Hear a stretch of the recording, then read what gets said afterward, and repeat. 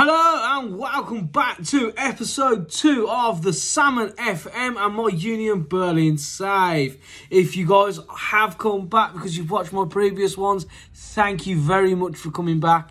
If you are just checking out the channel for the first time, what are you doing? Head back and watch them. And if you have, hello! Yeah, so as you guys can remember, we did actually go up against a decent start of the league. We had a couple of hiccups along the way. There was a lot of red and a lot of green. It was very much win or lose. We hardly drew any gains, but we were up in the European spot. So, could we continue that momentum and nick a European place? Shall we dive in and find out? Well, before that, I am going to show you a new partnership we have with Adelaide United. So we are now in Australia to go with South Korea and Japan. So yeah, I'm pleased to get that one in. I've been asking the board for a little time, saying that we need another one, and they finally gave in and given me one, which is all good. All good. So yeah, pleased with that one. So let's have a little nose at Adelaide. So they have a decent background, I suppose. Founded in 2003. Couple of Hyundai A-League regular season wins and final series. Westfield FFA Cup and the Australian Pre-Season Cup. Don't know why you'd put that in your achievements. It's like teams hosting a cup and a pre-season cup and putting it down as an achievement. Okay, so yeah, never mind. Shall we have a little look at the ins and outs before we move on too far? So out the door goes Captain Fantastic Ronald Araujo. I did name him captain at the start of the season, and he is out the door. So I think at the minute every captain that I have ends up leaving the club. So, yeah, he went out. We got a decent amount of money for him. Following him was Cameron Carter-Vickers. He wanted to leave. He weren't playing. So, I've lost my two centre-backs. And then inbound, we brought in Tobogo and Muladzi. Now, if you guys have checked out my financial rescue save with Botafogo, you'll know I have been signing South Africans. And this guy is an absolute gem. I am thinking of doing another journeyman save. I'll actually show it to you guys instead of doing a personal one. And the idea I'm running with, I am actually looking forward to going to South Africa. I want to go to South Africa purely because of the amount of talent that seems to come out. He's going to be absolutely class. And he can play at right wing back as well. And I'm very tempted. I'm going to train him there. Again, he's defending, his marking and tackling have to be improved, but he's 18 years old. They will improve. So yeah, I'm quite stoked about being able to bring in Tobogo. Next up, we have Antonio Silveira joining the club.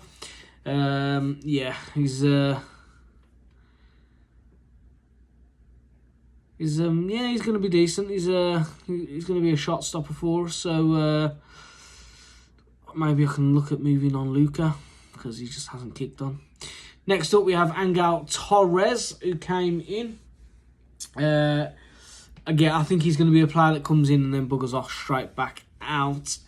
I don't see me keeping him around. He's got good stats, so we'll see.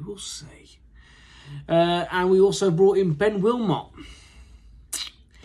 Now, I messed up with Ben. I didn't realise he had already been out on loan playing for Watford. And obviously then he was registered with Southampton. No, he was playing at Watford. He went to Southampton. And he was registered there. So I signed him and he come up saying he couldn't make more than appearances for 2 clubs in a year. So he was unavailable for the whole season until the last game of the season when it had already been the year. It'd been the 12 months, something like that.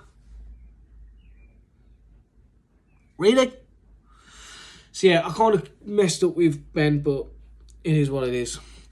So there's just an overall little nose at the ins and outs as a total. Jack Byrne's gone out on loan again. I really need to get rid of him permanently. And there's deals for the rest of them. So yeah, bit of business. So, intake day came along and we had only one player that looks really good. Brian Munoz is okay, but he's not going to be any world beater. But Stefan Bromia, he could. Closer look at him, so he's another right-sided midfielder. Yeah, his stats are very good. I'll take that. He needs a bit of work, but we'll see what we can do with him. It's no hack and Oz can, but I'll take it. So, we are, obviously, at the moment, we are showing you as April. And at this point, Mayoral had become Union Berlin's record league goal scorer with 64 goals. So, yeah, obviously, this club is not very... It's formed in the 60s, so it hasn't got a century of experience like a lot of clubs have. And obviously, a lot of clubs had goal scorers scoring stupid goals back in the 20s, the 30s, the 40s. Not so much the 40s, but yeah, they had that. So, Union Berlin didn't really have much of a goal scorer. It was Karim Benyamina, and he was on 62. But Borja Mayoral has etched his name into the record books. And he could probably hold that record for quite some time, depending if we get a long-term striker. I think Hakan would beat that record, or at least beat his record that he sets by the time he leaves, because remember, Borja is still at the club. So Hakan could probably do it, depending if Borja leaves or not. I have named him captain as well, since Ronald departed. And, the captain's curse is like. So, yeah. Keep tuned on there whether Borja sticks around. So, let's finish the puck out. So, in the third round, we drew SC Freudberg. And it was a nice, comfortable 3-0 win. So, as you can see, the new formation there, we binned the two attacking midfielders and went with the two strikers, which it's worked a lot better. We've dominated quite a few games. Whether we've won or not, we've dominated them. So, yeah. Next up in the cup, though, we drew Borussia Mönchengladbach, and it was a quarter-final defeat. So we have at least achieved the target from the board. A step further, but sadly, defeat. But it wasn't all bad, so we did actually make Europe free out of the league. It is going to be the Europa League for us, so I am absolutely over the moon to actually get some hard progress. Yeah, I can't complain too much. It was dicey, and the last game of the season we lost to Borussia Mönchengladbach. Obviously, they've won the league as a result. So, yeah, obviously, if they had lost, if we'd beat them, Dortmund would have nicked the league. So, yeah, we lost 3-0 to Mönchengladbach. Mayoral finished as top scorer on 25 goals. Dalbert with the assists. And then you got Alvio Valdez out as the second highest yellow card earner. But yeah, it is what it is. But I'm just buzzing. I'm absolutely over the moon that we managed to get Europe. The question is, can we do any good in Europe? So I'm going to have to do some wheeling and dealing and get a few players in, bolster up the squad with a bit more quality, see if I can pinch a couple of wonder kids. Yeah, we'll see what we can do. So yeah, because of where we finished in the league, we got ourselves £57.3 million in the bank, and that will go an absolute long way to give me some fundage that I need to actually do some business.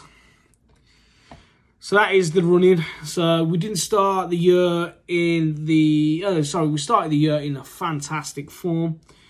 But then we sort of blew it. Like, when we won against Werder Bremen, we were top 4. But then we just completely and utterly blew it.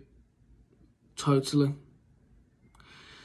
Lucky enough, we got the win, the draw against Cologne, because obviously that gave us the extra point to beat Leipzig, I think it was. So, no, it wasn't Leipzig, it was below us.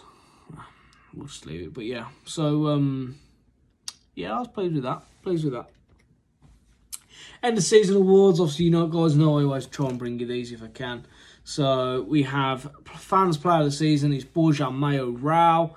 Eggerstein got the goal of the season. Signing of the season was Marius Ziedler, who literally took the place from Okafor, and Okafor has not had a look-in since. So yeah, it was a very good bit of business. And then the young player of the season was little Hakan Ozcan. So yeah, I am happy that he is getting the awards as well. You know, he's one of our own. This is a little bit of bonus for you. Now, I was looking for a new director of football, and this man popped up. He retired in 2022. Now, obviously, I'm in 2024, and he's 34. He retired at 32. Clearly, it is Wales Golf Madrid. In that order. What's he doing retiring at 32? Oh, but yeah, so I thought I'd bring you that little bonus, little nugget. And that is it. That is the end of Season 5. Because we have secured European football, I will do a Season 6. See how we get on.